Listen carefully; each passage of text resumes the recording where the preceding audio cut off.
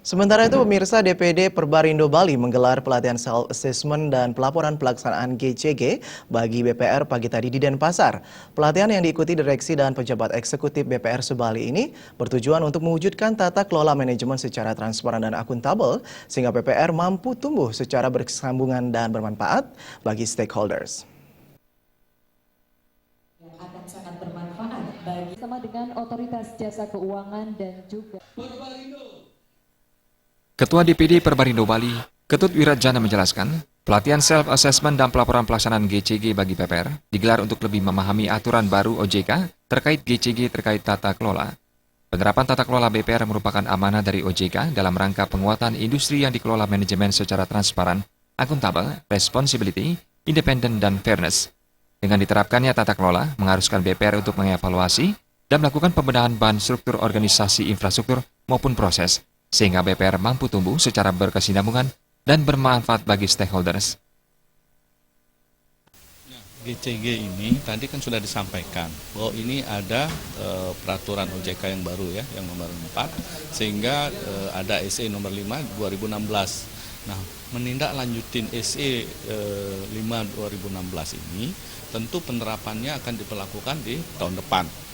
Nah, untuk itu kami dari Perbarindo selalu mengantisipasi apa-apa yang menjadi peraturan OJK agar penerapannya terus pelaksanaannya itu sesuai dengan aturan yang diterapkan oleh OJK. Sementara itu, Direktur Lembaga Jasa Keuangan Kantor Regional Bali Nusra, Nasirwan Ilyas, menyebut baik langkah Perbarindo Bali. GCG adalah mengatur cek dan balance kepentingan dari berbagai pihak yang terlibat dalam bank, seperti Komisaris Manajemen Pengelola Bank termasuk OJK selaku pengawas. Ketentuan terkait GCG diantaranya mengatur mengenai prinsip-prinsip tentang tugas dan fungsi BPR maupun komisaris, mengatur terkait hal-hal transparansi, serta pentingnya unit kerja audit intern. Kita berharap memang dengan berlakunya ketentuan GCG yang baru ini, itu tata kerja bank, terutama BPR gitu, itu menjadi lebih baik. Karena direksi, komisaris itu diatur secara ketat mengenai peran dan fungsinya, kemudian juga fungsi-fungsi audit intern tadi gitu.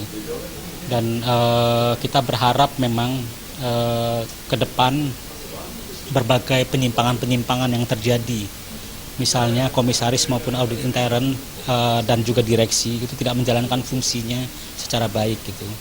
Karena kalau mereka tidak bisa menjalankan fungsinya secara baik, disitulah letak masalah akan bermula timbul gitu.